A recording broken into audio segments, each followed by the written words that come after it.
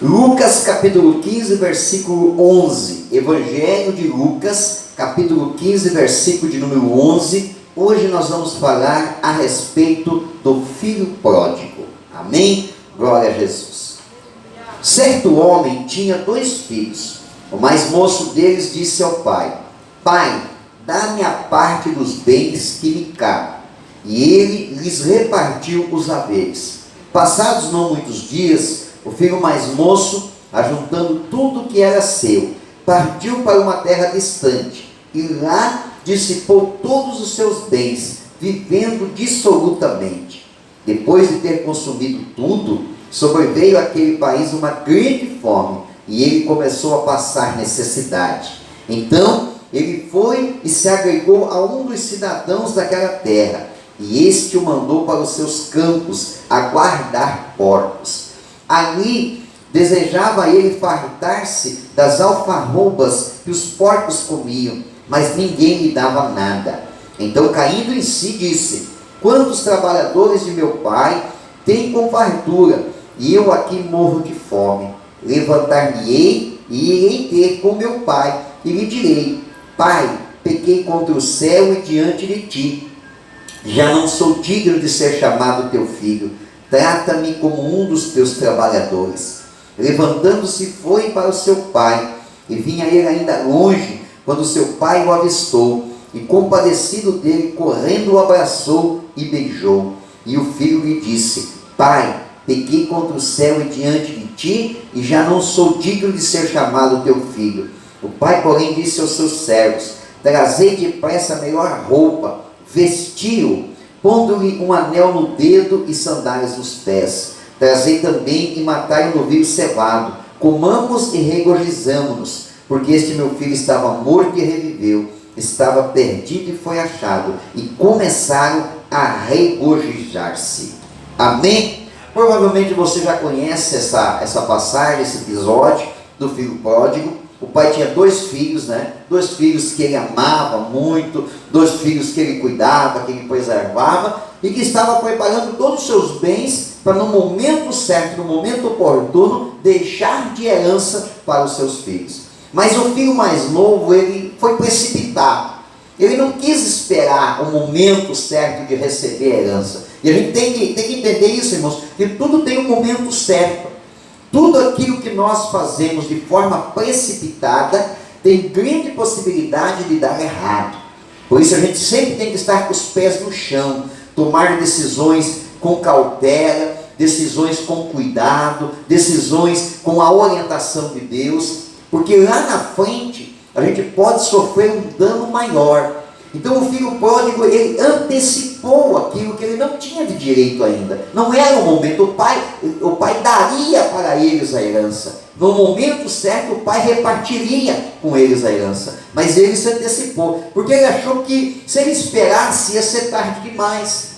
Se ele ficasse esperando o pai repartir a herança mais tarde, ele ia perder o tempo da juventude para poder aproveitar a vida, para poder colocar em prática o que ele acreditava. Irmão, saiba de uma coisa: tem tempo para tudo, vai chegar o teu momento. Eu sei que às vezes a ideia, o pensamento, as ideias de algumas pessoas, às vezes não fecha com a ideia do pai, com a ideia do patrão, com a ideia do líder, com a ideia do pastor, Às vezes a gente tem um monte de ideias, um monte de projetos. Não, mas se fosse eu faria assim, mas eu acho que se fizer desse jeito é melhor. Vai chegar o tempo, vai chegar o momento certo. Eu me lembro que quando o nosso presidente estadual, o pastor Solon Soares, ele tomou posse como presidente do estado, ele disse uma frase que me marcou bastante naquela convenção. Ele disse assim: enquanto eu não era presidente do estado, eu via algumas coisas que eram feitas e eu pensava assim: se fosse eu, faria diferente. Ele disse: agora hoje eu tive a oportunidade, eu sou presidente, então chegou a hora de eu provar que aquilo que eu pensava estava certo. E eu achei interessante aquela colocação dele, porque é uma verdade, nós temos ideias e pensamentos, mas vai chegar a hora, vai chegar o momento de você colocar em prática. Então o filho mais novo, ele não esperou. Eu acho que talvez ele tinha um projeto, dizendo, não, se fosse eu administrando a herança do meu pai, eu faria diferente, eu ia aplicar de uma forma diferente, eu ia trabalhar de uma forma diferente, eu ia ganhar mais dinheiro, eu ia aumentar o capital, porque eu acho que meu pai ele é meio quadrado, meu pai é antiquado, eu acho que ele está ainda no tempo do passado, a forma como ele administra os bens. Então eu acho que não está certo. Ele queria ter controle dos bens financeiros, né? A gente também, em algum momento, a gente não quer ter a nossa independência, né? Às vezes eu vejo muitos jovens dizendo assim, não vejo a hora de completar 18 anos para ter a minha independência, sair de casa. Uma vez eu conversei com um jovem, e ele disse para mim assim, que ele ficava sempre ansioso, esperando completar 18 anos para sair de casa, porque ele não aguentava ser controlado pelo pai e pela mãe. Então ele disse, não, meu pai e minha mãe ficam me controlando, tudo que eu faço, aonde eu vou, o que eu penso, o que eu quero fazer, os meus projetos, o que eu vou comprar, tudo eles ficam me controlando. Não, eu não vejo a hora de completar 18 anos, sair de casa e cuidar da minha vida. E aí esse jovem me falando que quando completou 18 anos, a primeira coisa que ele fez foi sair de casa. E no primeiro mês ele teve vontade de voltar para casa, porque ele não sabia, ele nunca tinha prestado atenção que manter uma casa dá trabalho e custa caro. E ele não tinha essa preocupação. Aí ele entendeu o porquê que o pai e a mãe cobravam ele de tantas coisas. Porque ele começou a perceber que era ele que tinha que varrer a casa, era ele que tinha que guardar o calçado, ele que tinha que lavar roupa, era ele que tinha que fazer a comida. E fazer comida suja muita louça, né? Suja a panela, né? Quando eu vou fazer comida, eu gosto de fazer pouca comida, porque daí suja pouca panela. Você não tem que lavar um monte, né? Às vezes tem gente que inventa um monte de comida, né? Faz isso, faz aquilo, irmãos, aquele monte de panela de prato para lavar. Não, faça só uma ou duas comidas, que é só duas panelas, e eu vou ensinar a fazer aquela que você bota tudo numa panela só, né? É um mexidão, está resolvido. E ele percebeu que era difícil cuidar de uma casa. Então, às vezes nós estamos do lado de cá, e daí não pensamos, se estivermos do lado de lá, o que nós vamos fazer. O filho pródigo pensou da mesma maneira. Quando eu tiver a oportunidade, vou fazer diferente. E ele insistiu com o pai, me dá a herança, me dá a parte que eu tenho direito. Irmãos, filho nenhum tem direito de receber a herança do pai enquanto o pai está vivo. Herança só se recebe depois que o pai morre, ou se o pai decidir repartir a herança. Mas ele ficou ali, pressionando, apertando, cobrando o pai, até que o pai cedeu e resolveu repartir a herança. Agora vem, irmãos, talvez analisando assim, a gente pensa assim, essa foi a maior besteira que ele cometeu. Não foi a maior besteira. A maior besteira foi a que ele cometeu depois. Quando ele pegou a herança, ele partiu para uma terra distante. Se ele tivesse ficado na sua terra, o pai estava perto para lhe socorrer na hora do aperto, para lhe ajudar a não perder aqueles bens. Mas a primeira coisa que ele fez, ele foi para longe, ele viajou para uma terra distante. Ele disse, não, eu quero ficar longe da minha casa, longe do meu pai, longe da minha família. Ele foi para longe. E lá a Bíblia diz que ele começou a gastar os seus bens de forma dissolutamente.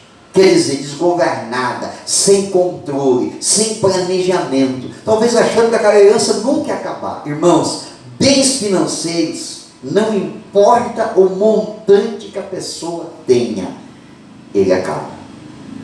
Ele acaba. Outro dia eu estava olhando alguns vídeos, e um vídeo me chamou a atenção, das pessoas que ganharam as maiores boladas, tanto em loteria como em Mega Sena. Se eu não me engano, eram 12 pessoas que eles fizeram o quadro. Das 12, parece que era 12, das 12, só 3 permanecem ricos. Os outros 9, todos estão na miséria, pobres. Alguns até vivendo de favor. E não é uma quantia grande de dinheiro. São megas fortunas, milhões que foram ganhos em loteria e ganhos em Mega Sena. Todos, 9 dos 12, perderam tudo. Porque as pessoas têm uma ideia errada, acham que dinheiro, se for bastante, nunca acaba, irmãos. Bens materiais, eles acabam. Bens materiais, eles acabam. Há 1 ano e meio, 2 anos atrás, nós não vimos, lá em São Paulo, se não me engano, As pessoas lutaram tanto pelo sonho de comprar um apartamento. Um erro de projeção, um prédio veio abaixo. Quer dizer, o que a pessoa lutou uma vida toda para comprar um apartamento, em questão de minutos, ele ficou em um monte de entulho. Só isso e mais nada. Por quê? Porque bens materiais, eles acabam.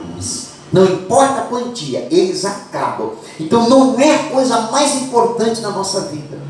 O mais importante na nossa vida é o que? O convívio familiar, é o conselho da pessoa sábia, é a mão amiga nos ajudando e principalmente estar na presença de Deus. Então o maior erro do filho pródigo foi ir para uma terra distante, onde ele não tinha verdadeiros amigos. Ele arrumou amigos por conta do dinheiro, mas ele não tinha verdadeiros amigos. Às vezes, irmãos, as pessoas que nos cercam nem sempre são as pessoas mais simpáticas do mundo, mas às vezes são as mais bem intencionadas. Às vezes aquelas pessoas que nos cercam são as pessoas que às vezes até em algum momento são indelicadas, porque nos apontam os erros que estamos cometendo.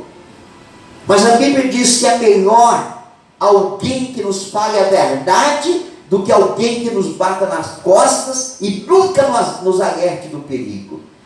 Às vezes as pessoas que estão próximas de nós, às vezes a gente até não dá muita atenção, né? Porque diz assim, poxa, o irmão até meio chato, aquele meu parente, né? Ele fica me incomodando, mas às vezes as pessoas que quando nós precisamos estão ali para nos ajudar. Aquele moço foi para um lugar distante, aonde ninguém dava bola para ele.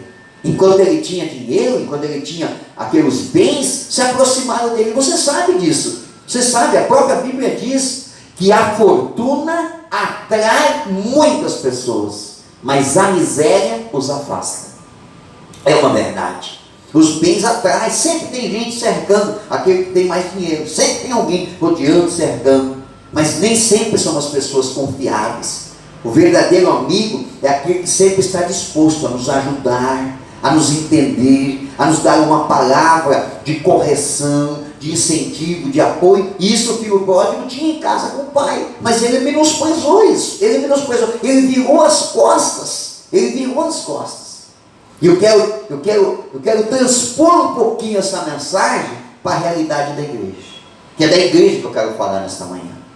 Às vezes, a pessoa ela olha assim e diz assim, a minha igreja está meio chata, pastor, ela está meio chata, está assim meio que só daquela coisinha igualzinha. A minha célula, pastor, aí eu vou até trocar de célula, porque a minha célula está um pouquinho chata, a gente vai lá, já sabe tudo o que vai acontecer. Aí a pessoa, que nem aquele ditado, né, que o jardim do vizinho sempre é mais verde que o nosso, né? Aí a pessoa ela olha lá para uma outra igreja, ela olha para uma outra célula e diz, não, mas ali que é bom. Olha só tanta coisa boa que eles fazem, olha tanta novidade que eles fazem, olha como lá é legal. E aí a pessoa começa a olhar para isso e achar que lá vai ser sempre melhor do que aqui. Mas às vezes acontece igual o filho pródigo. Não é o propósito de Deus. Deus não está no negócio. Observe que o filho pródigo, para poder receber a herança, quer dizer, a bênção para poder ir embora, ele teve que insistir. Por que ele teve que insistir? Porque não era da vontade do Pai. Irmão, aprenda uma coisa aqui nesta manhã. Nunca faça nada que não seja a vontade de Deus. Espere uma resposta de Deus. Tome decisões baseado com a resposta de Deus. Não com aquilo que você imagina. Não, mas eu acho, pastor, que lá vai ser melhor. Lá vai ser melhor. Ah, não, eu acho que se eu fizer desse jeito vai ser melhor. O filho pródigo foi. Enquanto tinha dinheiro, tinha amigos. Quando acabou o dinheiro, veio uma fome. Olha só o que a Bíblia diz. Veio uma fome naquela terra. Irmãos, nós estamos sujeitos, não importa onde a gente mora, estamos sujeitos a acontecer uma crise. A crise ela não vem por causa de mim, por causa de você, por causa do fulano, do beltrano. Se a crise tem que vir no local, se você estiver naquele lugar, você vai ter que passar pela crise. Você vai ter que passar. Pastor, deu um vendaval na minha cidade. Ah, mas será que Deus não olhou para mim? Irmãos, se tiver que passar uma crise, um vendaval, qualquer tipo de acontecimento numa cidade, independente se você é cristão ou não, vai acontecer. Deus vai te guardar, vai te proteger. Amém, eu creio nisso. Nós temos que orar e buscar de Deus livramento de enfermidade. A gente crê nisso. Mas se tiver que passar, nós temos que passar, nós temos que enfrentar. Veio uma crise, uma seca naquela terra, e ele chegou ao ponto que não tinha mais nada para comer. Aí vem a parte importante. Ele conseguiu um trabalho para cuidar de porcos. E ele tinha vontade de comer comida dos porcos. Era alfarroba. Alfarroba é um tipo de uma vagem grande que produz um grão. Esse grão ele muito se assemelha ao chocolate, até é usado, né? Hoje tem alfarroba para vender, né? Vende em pasta, vende em pó, que substitui o chocolate. Parece que ele tem menos açúcar que o chocolate. E o sabor é muito parecido. E era dado para os porcos. Lá naquele lugar, a cultura, aquilo servia para porco, né? E ele tinha vontade de comer as alfarrobas, mas nem isso era permitido para ele. E aí então um dia, na miséria, cheirando a cocô de porco, com fome, a Bíblia diz que ele caiu em si. Irmãos, eu acho que isso é uma das coisas mais importantes que pode acontecer na vida do ser humano. Sabe por quê, irmãos? Porque é fácil olhar para o filho pródigo e irmos jogar um monte de pedra nele. É fácil julgar ele. É fácil olhar e dizer para ele assim: mas você é um mal agradecido. Mas você jogou fora tudo que você tinha. Olha o erro que você cometeu. É tão fácil jogar na cara das pessoas o erro que elas cometem. Você está vendo? Eu te avisei para não casar com essa pessoa. Você está sofrendo. Eu te avisei para você não ir trabalhar naquele lugar. E olha só, agora você está desempregado. Eu te avisei para você não fazer isso, eu te avisei para você não fazer aquilo. Está vendo? Você é um mal agradecido. Você virou as costas para o teu pai, você virou as costas para os teus parentes, você virou as costas para o teu pastor, você virou as costas para a tua célula, você virou as costas para a tua igreja. O mais fácil é jogar uma pedra e acusar. Mas se nós observarmos, olha essa parte como é importante na história do filho pródigo. E eu acho que essa é uma das partes que contribui para que essa história fosse inserida aqui na Bíblia. A Bíblia diz que ele, caindo em si, ele acordou. Precisou ir para a miséria para acordar, mas acordou. Tem gente que não precisa ir lá para a miséria para acordar, mas tem gente que precisa. Uma vez alguém me procurou e disse assim: pastor, por favor, ore por uma pessoa, porque ela está a ponto de cair no poço. Eu falei: então, irmão, vamos orar para ela cair de uma vez? Porque tem gente que só olha para cima quando não tem mais como olhar para baixo. E quando a pessoa chega no fundo do poço, ela vai olhar para onde? O único lugar de luz é no alto do poço. Então é hora que ela olha para cima. O filho pródigo ele caiu. E quando ele bateu lá no fundo do poço, ele olhou para cima e caiu em si. E disse assim: que besteira que eu cometi. Na casa do meu pai, olha só, olha a lembrança.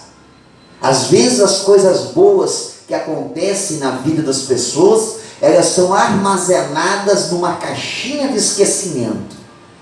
Mas quando elas tomam um tombo muito grande, que bate no fundo do poço, parece que a caixinha se abre. E ele disse assim, caindo em si, disse assim: eu me lembro que na casa do meu pai, nem os empregados dele eram tratados dessa maneira. Eu acho que eu vou voltar para a casa do pai. E vou chegar lá, olha a atitude dele. Isso é uma comprovação de alguém que caiu em si. Porque eu já vi muitas pessoas, até que na igreja mesmo já aconteceu. E muitas pessoas dizem assim: não, pastor, eu fiz uma besteira, eu saí daqui da igreja. Mas ó senhor, eu estou voltando, né? Mas ó, eu quero saber também que eu tive meus motivos. Quer dizer, o topete, o queixo, o nariz lá em cima, altivez. Ele não, ele disse assim: eu vou voltar, eu vou pedir perdão para o meu pai e eu vou dizer: pequei contra o céu e pequei contra ti. Você já viu que a maioria das pessoas, muitas das pessoas, que em algum momento de crise na sua vida, reconhece que pecaram contra Deus, mas não reconhece que pecaram contra alguém? Às vezes o casal brinca, separa, aí daqui a pouco cai em si, diz assim: meu Deus do céu, eu amo aquela mulher, eu vou voltar para ela. Aí chega para a mulher e diz assim: ó, eu estou a fim de errar contigo, eu até pedi perdão para Deus dos meus erros. Mas não pede perdão para ela. vezes abandona a igreja que orou, que chorou, que pagou o preço para alcançar aquela pessoa, levar ela para Jesus, que apresentou Jesus para ela, vira as costas e anda para tudo quanto é lado. Aí um dia diz assim, ai, mas lá é melhor do que aqui. Aí resolve voltar. Aí volta e diz assim, ai pastor, eu já até pedi perdão para Deus, mas aqui é meu lugar. Mas não pede perdão para o líder, para o pastor e nem para a igreja. Dizendo, eu pequei contra vocês. Porque eu virei as costas para vocês, eu fiz o que eu não devia ter feito. Ele caindo em si disse assim, eu voltarei. Ele fez um planejamento, ele nem sabia se o pai ia receber ele, mas ele pensou, porque ele conhecia o pai, sabia que o pai era um homem bom. Então ele fez um planejamento e disse assim, eu acredito que o pai vai me receber de volta. Eu acho que o pai vai receber, mas se o pai me receber de volta, eu vou chegar lá e vou dizer, pai, pequei contra os céus, pequei contra ti, eu não sou digno de ser chamado teu filho, mas me trata como um empregado, que já está bom. Então ele se levantou da onde estava e voltou para casa.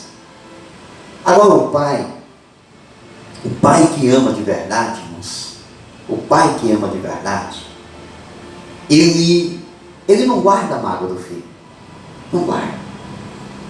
Ele não guarda rancor, não guarda rancor no coração. O pai que ama de verdade o filho, a igreja que ama de verdade o filho, a família que ama de verdade aquele membro da família, não guarda rancor, não guarda mágoa, não fica acumulando nada para jogar na cara e dizer assim, mas só o que você fez de errado. Não, aquele pai amava demais o filho. Então todos os dias, desde o dia que o filho foi embora, todos os dias, pela manhã, o pai saía na varanda da casa da fazenda e olhava lá longe na estrada aonde estava a porteira da fazenda, na esperança de ver lá na porteira o seu filho. Isso durante muitos anos. Todos os dias de manhã o pai tinha o mesmo procedimento. Saía na varanda da casa e olhava ao longe na estrada, até onde os seus olhos alcançavam a porteira da fazenda, para ver se ele via o filho chegando.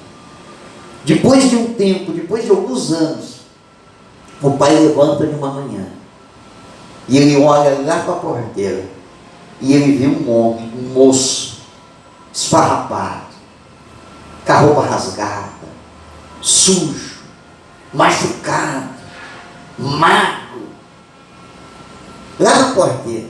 E o pai dá aquela aguçadinha no olhar para tentar identificar e vê que aquele moço atravessa a porteira e vem vindo, caminhando, mancando, muitos ferimentos nos pés, sem calçado. Foi uma jornada longa, com fome, magro. Mas a Bíblia diz que o pai, pelo andar, mesmo andar machucado, o pai olhou e percebeu pelo andar que era o filho. O pai conhecia o andar do filho, mesmo ele estando numa situação deplorável. O pai reconheceu ao longe que o filho estava voltando. E o pai saiu correndo pela estrada, foi de encontro ao filho. Quando ele chegou perto do filho, o filho percebeu que o pai vinha vindo, correndo em sua direção, e ele no coração, aquele propósito, não sou digno mais, eu quero pedir perdão para o meu pai. Ele se jogou no chão de joelhos diante do pai e disse, pai, pequei contra ti, pequei contra o céu, e eu não sou mais digno de ser chamado teu filho, eu só quero que tu me receba como empregado. E o pai se abaixou ali, o filho estava prostrado, se prostrou ao lado dele. O abraçou, não se importou que ele estava sujo, não se importou que ele estava com a roupa rasgada, abraçou o filho e disse assim, filho, jamais eu vou te tratar como empregado, porque você é o meu filho e eu te amo. Que bom que você voltou para a casa do pai.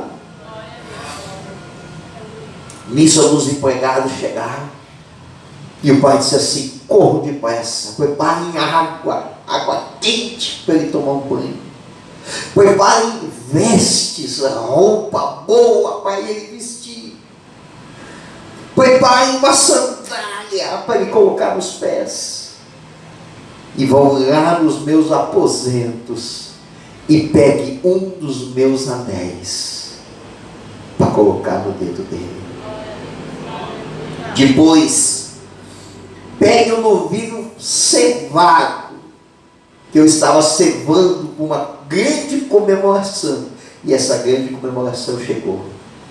Matem aquele bezerro, aquele novilho, e comecem a festa, porque o filho que estava perdido, hoje, voltou para a casa do pai. Voltou para a casa do pai. E o pai o recebeu novamente como filho na sua casa. Por quê, irmãos? Porque o pai que ama. Você viu em algum momento o pai lançando no rosto do filho alguma acusação ou alguma cobrança? Não, nenhuma cobrança, nada. O pai não fez nenhuma cobrança. O pai não exigiu dele, ao contrário, ele estava ali de forma verdadeira pedindo perdão, mas o pai disse assim: filho, não exijo nada de ti, porque eu estou feliz que você está de volta. Deus nunca lança nada no nosso rosto, nenhuma cobrança e nenhuma acusação. Deus nunca aponta o dedo em tua direção. Deus nunca faz assim, irmãos. Deus sempre faz assim: sempre estou pronto a te receber de volta. Fique em pé, eu quero orar com você nesta manhã. Às vezes, irmãos, às vezes